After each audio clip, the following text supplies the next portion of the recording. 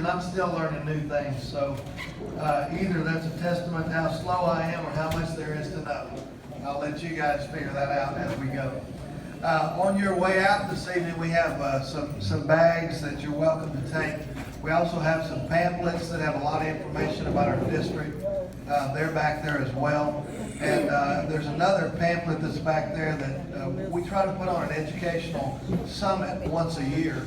The only place in our district that's Milam and Burleson County that's large enough to handle that is actually down in Caldwell.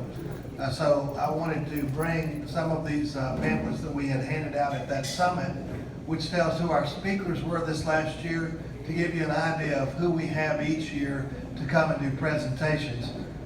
There are a lot of folks that spend a lot of money going to continuing education across the state. And we bring in the same caliber of speakers to our summit to speak on the same topics that a lot of folks would pay $400 or $500 for a 3-day opportunity or a 3-day conference. And so that's the caliber of folks that we bring in to do presentations, to educate our citizens, and to answer questions. And so I hope that you'll be kind of looking for that next August. In the meantime, I do want to talk a little bit about what we do. So a groundwater conservation district is created by the state of Texas. We have specific authority and responsibilities in a specific geographic area. Just like the county has a government that is set up to run its affairs in a specific geographic area, so is a groundwater conservation district charged with certain responsibilities and authorities with respect to groundwater. So if it's water in the ground, we're responsible for what goes on there. I would tell you that if you have a water well and it is used for watering livestock or for your household use, domestic use, and it'll do less than 17 to 18 gallons a minute, it's exempt from our regulation. So that's why we call it an exempt well. If you're using your water for something other than that, like irrigation, then you come and you get a permit. There are minimal fees to that. We don't charge any usage fees on agriculture, but we're required by the state to keep up with the amount of water produced. One of the reasons that that's important really kind of plays into our management. So one of the pamphlets that's back there talks about our groundwater monitoring network. We have about 110 wells right now that we monitor water levels across our district. And that's very important to us because if we know what the water levels are in these aquifers and we know how much is being produced, then we can understand a little bit more about how we should be managing. Now, the state law and the courts have been very specific. If you own property and there's water under it, it belongs to you. It's yours. It's your property right. You have a right to that property. So our job is to try and figure out a way to reasonably regulate and provide protection for landowners in such a way that one landowner doesn't harm another, and yet everybody has the ability to produce. And I don't mind telling you, that's a heck of a balancing act. But our board has worked hard at that ever since our beginning. We adopted our first rules in 2004, our first management plan in 2004, and so here we are in 2016. I would tell you that we're widely respected across the state because of the way that we've done our business and the way that we've regulated. We don't want to get in anybody's way. We certainly don't want to cause anything to happen that would I guess put one class of user above another, which you really can't do that by state law anyway. So with all of that being said, I want to talk about a couple other things. We do have grants. We do have permits that are issued that we collect fees on, like the export permits. If anyone's going to move water out of the counties, these Milam and Burleson counties, they have to pay an export fee. We use those fees to give groundwater conservation grants. Is there anyone here that's on Minerva Water Supply or Marlowe Water Supply or North Milam Water Supply? Anybody here? Yeah, okay. Well, you guys have benefited from some grants that Post Oak Savannah has awarded. A lot of the uses have been to replace obsolete pipes, things like that. Anywhere that we can conserve groundwater or enhance water availability in these aquifers, well, that's an opportunity for us to expend that money. So there's a pamphlet back there that talks about our groundwater conservation grants. And we also support the volunteer fire departments in the area because they use groundwater in certain parts of our district to put out fires. We can reimburse them for foam because that conserves water. And so there's several things that we try to do. We try to find ways to put money back into the two counties any way we can. And so that's I wanted you to know about that pamphlet that's back there, and I hope that you'll check that out. Over the last 11 years, we've awarded right at $10 million. And that's gone back into making these local water utilities more efficient and keep the cost to the citizens down. And that's been important to us. We also do a lot of speaking engagements and education. There's another pamphlet back there that talks about that. It's got a little green front to it. It gives a little outline about what we do, and we're available to come to Lions Club, Rotary Club, the Cookie Baking Club. I mean, you name it, we can come. I'm not trying to be, make fun. If you got one, that's great. I'm just saying, if you got a group of people that wants to learn about water, please contact us. We'll come out and we'll do as in-depth or as much oversight in a presentation as you'd like. 10 minutes, 20 minutes, you want to spend 2 hours and know a lot, we'll be there. So just let us know what's available and what you'd like to talk about. One of the other things that we do in the way of education is in the 4th grade. This is called a WaterWise kit. And so we're always trying to encourage folks to think about conservation of water. Now, you might think, well, gosh, that's great. We got a lot of water. Why are we worried about conserving it? If you're using water, you also use electricity. If you're using water and you have a septic system, well, then it's your own outflow. But if you happen to be in a city that has a disposal method, if you would, the sewer system, well, then it costs money to run that too. So the more you use, it drives up the cost everywhere to everyone. And so what this is a kit, and we sponsor these to any 4th grader, any teacher that wants to implement this in their classroom. And inside this kit, it's kind of neat. I'm going to try and open it up where you can see it without anything falling out. But there's what we call a shower coach. You'd be surprised how many teenage boys take 30-minate showers. Well, maybe you wouldn't. You guys have raised a few. I was always surprised. Anyway, we won't go with that. But so we've got aerators here, and what the teachers do is they encourage their classroom to take this home. There's a bag that comes in here. You take your current fitting that's on your shower or your faucet. You run for 5 seconds an amount of water in there. You look and it'll tell you how many gallons per minute that is. And then they figure up how many gallons per day they use, and then they replace that nozzle with one of these others, depending on whether it's a shower or a kitchen sink or your bathroom sink.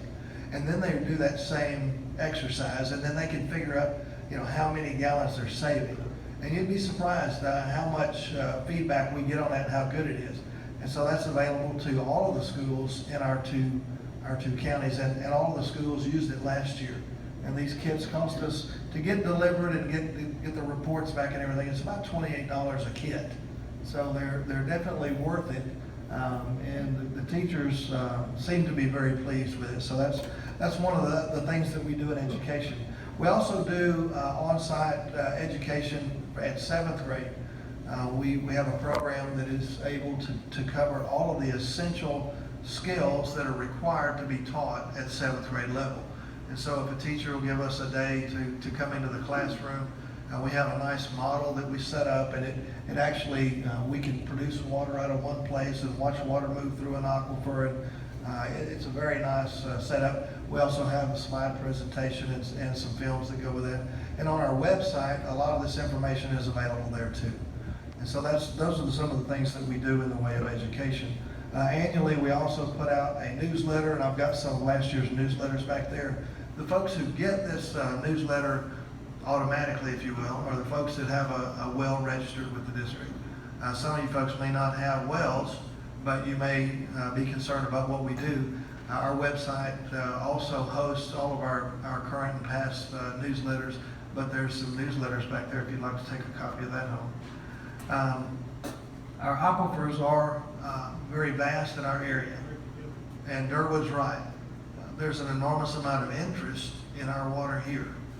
We were created because of the interest in leasing water. We were created in 2001 by the legislature, and that's how most groundwater conservation districts are created, by local folks who get with their legislators and they decide what they want that district to do and what powers they want it to have or what powers they don't want it to have. And they work through the process of negotiating out what that district is to be. On occasionally you have a place that maybe needs a district, but the folks can't get together on it, and the state through TCEQ can actually declare that an area that needs a district and create it that way. But out of the 99 groundwater conservation districts today in the state, I think there's only 2 or 3 that have been created in that method. So most are created by local legislation. So in 2001, we were created by the legislature. At that time, a Rockdale Reporter newspaper article reported that there were already about 35,000 acres of land leased in Milam and Burleson County for production and export of groundwater. And that was the reason that we were created. Now, as I mentioned a while ago, a lot of people ask, well, what about my water? Well, if you have land and there's water under your land, that water belongs to you. Your neighbor's water belongs to him. How many of y'all got cattle? You want anybody telling you what you can do with your calves? Most people don't want them, telling them what they can do with their water either. And so we try and regulate reasonably so that we're not causing a hardship on anybody. But if someone wants to produce their water and irrigate their crops, they have that right. If they want to produce their water and ship it to Pflugerville or San Antonio, they have that right.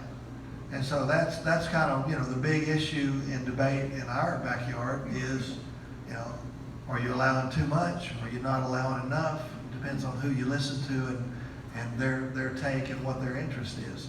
For the folks who don't want to see any water produced, well, then we probably issue way too many permits. For the people who want to market their water and realize the benefit from it, well then if you listen to them and read what they write, we've been way too restrictive because there is a lot of water. Durwood is one of our board members. We have 10 board members. 5 were appointed from each county by the Commissioners Court in that county. They have specific interests that they are supposed to represent. And those specific interests really tie back to the citizens. There's an accountability. One of the reasons I'm here tonight is to try and answer questions in just a few moments. But I'm also here at the request of Durwood because of the Commissioners Court. When they appointed him this last time, they said, we want you guys to be accountable. And so for Durwood, what that means is agriculture. He's our ag rep here in Milam County. We also at Milam County, we have Bob Wilson, who represents Rural Water Supply Corporations. That's his job on our board. And we have Kerry Starnes, who represents municipalities. He's in Rockdale. That's his responsibility. Stephen Wise is an at-large representative. So he's kind of caught in the middle of all of it. Anybody who comes and has land in the county, obviously, goes and talks to Stephen. And then Sidney Youngblood is responsible for representation of industrial use here in our county. And so those guys have this responsibility back to the citizens.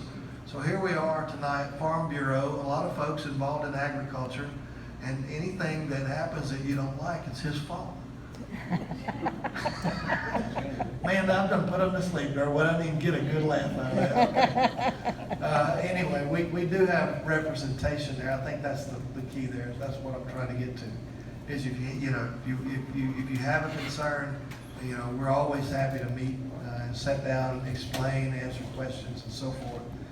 But the key here is you have representation on our board, and if you ever have a question about it, you need to come and ask. Now, I see Kenneth Hollis sitting over there.